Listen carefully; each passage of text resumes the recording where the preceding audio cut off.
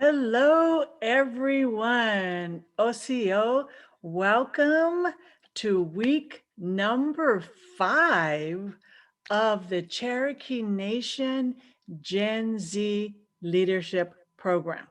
Well, as usual, we want to start with an acknowledgement of Cherokee Nation and thank them for bringing this program to you. And of course, shout out to our Principal Chief, Chuck Hoskin Jr.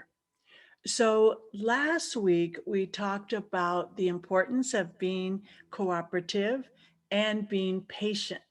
Today, we're going to talk about the importance of communication and being responsible. So, as you figured out, every week we're going through different leadership lessons, and there's a total of 12 leadership lessons. And I can't believe next week is already going to be week number 6, our final week.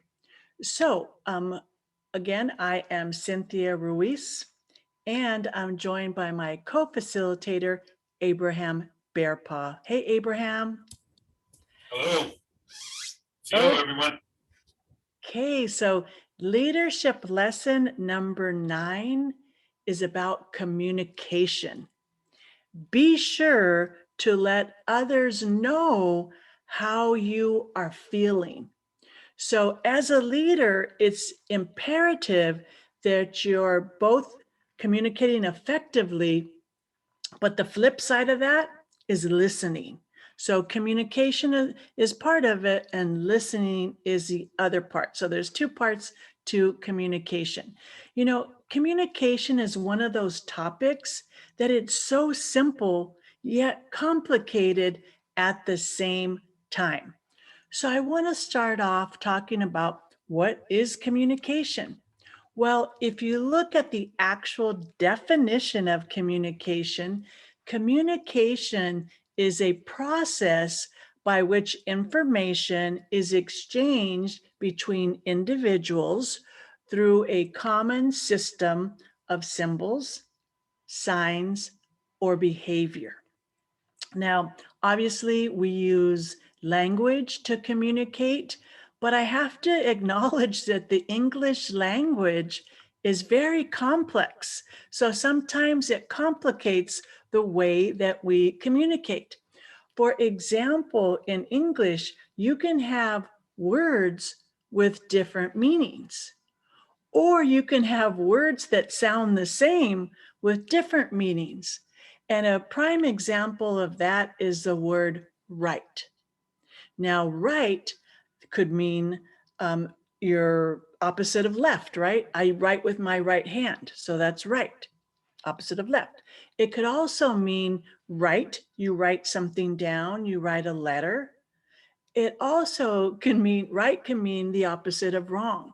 So you kind of get the picture. You have one word that can mean so many different things, which really complicates, the way that we communicate and the way that we understand what people are trying to communicate to us. So, as I indicated, communication has two parts to it: the person that gives the message and the person that receives the message. So, you want to make sure that if you're the person giving the message, that the person receiving that message truly understands what you're trying to say. Don't let them assume anything, because when you assume things, assumptions can get you into trouble. So make sure you clarify, and that clarify with them that they're understanding what you're trying to say. So the active person that's communicating, they can communicate through verbal, written, and nonverbal. Whereas the person receiving the information, so it's a verbal, they're listening. If they're communicating and writing, then they're reading it. And then, of course, the big thing of nonverbal communication. When there's nonverbal communication, it's up to the person that's observing that nonverbal communication, body language, for example. They interpret that how they're going to interpret that. I remember when my son was young, He used to look at me and say, Mom, and I'm like, what? I didn't even say anything. He goes, you don't have to because you said it with your eyes.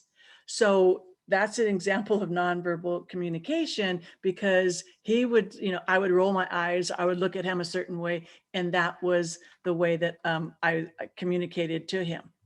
Now, one of the problems nowadays is when you communicate with technology, and a lot of us do, we rely on technology, we text message, when you're using technology, there's a lot of room for misunderstanding. And so, because the messages are so short, and the other person receiving the message, I mean, I think we've all received a text message and thought it meant one thing, but the person really meant something else. So it's really important that you clarify that communication. Now, way before you guys, when I was back in school, there was a game called the telephone game. And we played this in elementary school. I know they don't probably do this anymore, but what the telephone game was, the teacher would set us in a circle. All the students would sit down on the floor and would be in a circle. Maybe there's 20, 25 students. And the teacher would whisper in the first student's ear, and then the next student would tell the same message, the word or phrase, to the next student, and was all through whispering. And so by the time it went through the whole circle, the initial message was completely different. And so that's an example of how the more people that pass through the communication, it can be changed. And so, for example, maybe the teacher started the message with, Abraham went to the zoo. Sorry, Abraham, I'm using you as an example. And then the next student, by the end of it, the message was, Abraham's face is blue. So again, the point is communication with a lot of people can be misinterpreted. And that's why it's so important not to gossip or listen to gossip, because a lot of times the gossip is not even true because it's gone through so many people and people's interpretation that it's not even true. So you get the point about communication. So the final point I want to make about communication is that once you graduate from college, because most of you are in college, and you get out of college, the best way for you to communicate your skills to the world is on LinkedIn. So LinkedIn is a social media platform for the business world. And nowadays, most of you are probably not on it, but let me tell you, LinkedIn is a great way to communicate your skills. LinkedIn today has 740 million people on it. There are 55 million companies and businesses on LinkedIn. Now, I know with social media, most of you guys are spending your time on TikTok, which is okay. But when you start graduating and go out there and want to represent yourself to the business world, LinkedIn is the way to do it. So in the chat, I've actually listed my LinkedIn profile. Feel free to visit it. And once you graduate, if you need help with your LinkedIn profile, just send me a direct message on LinkedIn, and I'm more than happy to help you. So with that, I'm going to turn it over to Abraham, and he's going to talk about being responsible. Abraham, take it away. Wado, Cynthia. I appreciate you speaking on communication. That's definitely important and definitely something I continue to work on. So I really appreciate that. The second leadership lesson that we're going to learn about today is responsible. This lesson dictates that as a leader, be responsible, accountable, and dependable to yourself and your team. Commitment helps you stay on course until the job is finished, and then stay diligent to maintain or build upon the level of success you have achieved. So I know that is a big lesson there. So I want to break it down to three key takeaways from this lesson that I'd like for you to reflect on as we work to become more responsible leaders. So the first one, be responsible with your time. Number two, be accountable with your word. And the last one, set yourself up for success by working within your limits. So the first one we're going to talk about is be responsible with your time. Once you make the decision to be a responsible leader, then you have to be prepared to make certain sacrifices. So it starts with making that decision. You know what? I'm going to work on this. This is something that, I think I need to build upon, for my leadership skills. I've made the decision. I am going to be more responsible. So then you take the necessary steps to make that happen. So, if you want people to be able to count on you, and that's something that has always been important for me. I want to be the guy that you can call at 2 a.m. because you had a flat tire. Because growing up, I always had those responsible adults in my life, who could give me advice, or, who always, seemed to have, everything together, and, just really projected that, real responsible leadership quality. And I really admired that. And it wasn't easy, though. I'm talking about people who, they definitely lived it every day. And so, I definitely, mimic them, and that's who, I strive to be like every day. So, but, for me, what it really comes down to is being mindful of what I commit myself to. So even though I did strive to be more responsible, I would unintentionally, have to go back on my word sometimes, or, go against my integrity. And the way that I was doing that was thought I was being responsible, but I was overcommitting. And, especially if I'm in a good mood and you're like, hey, do you want to go, down and, play basketball, whatever, at 7 o'clock? I'm feeling good. I just went to Starbucks, I'm all coffeeed up. Sure. That sounds good. It's 10 o'clock in the morning. I can meet you at 7 p.m. Let's play some basketball. But then 7 p.m. comes, I'm exhausted. I worked all day. I had a lot going on.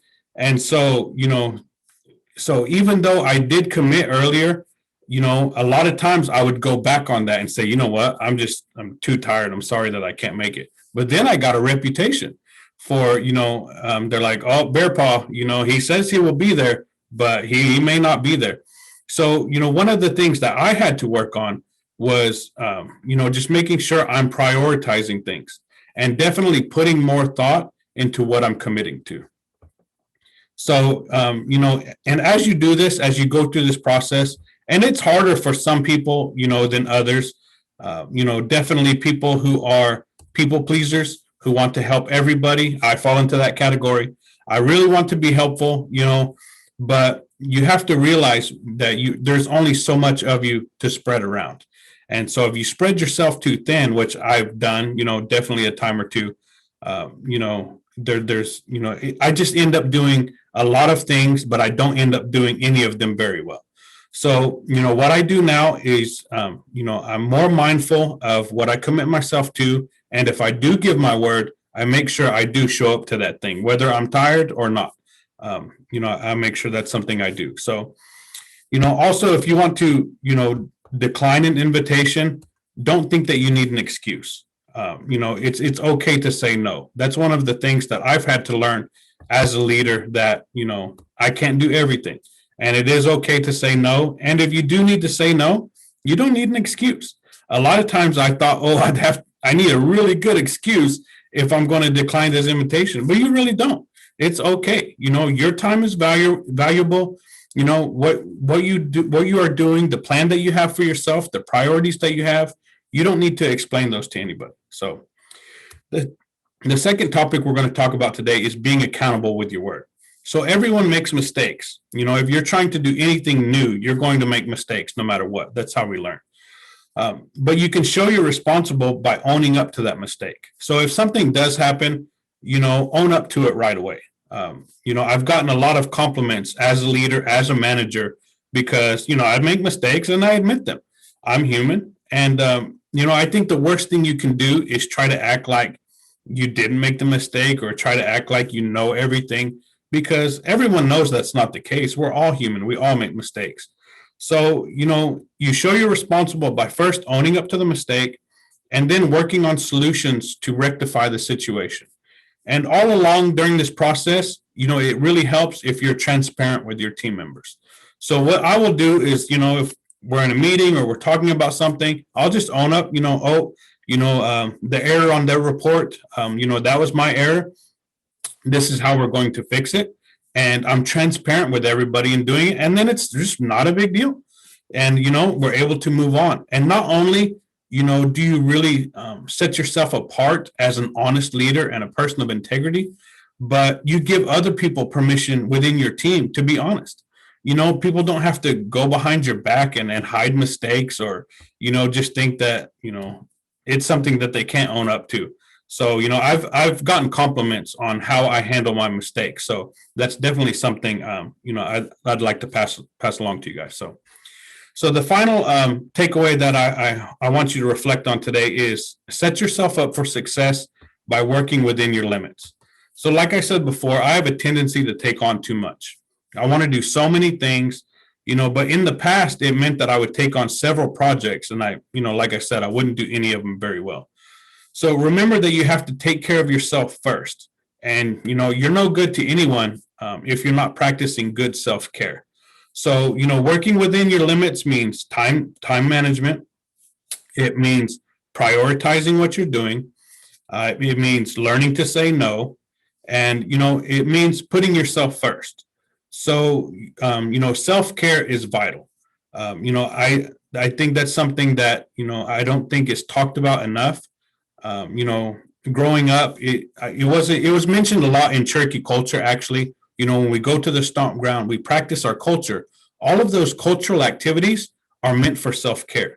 They're meant for us to take care of our mind, our spirit, so that we're healthy enough, to do all of the activities we need to for our tribe.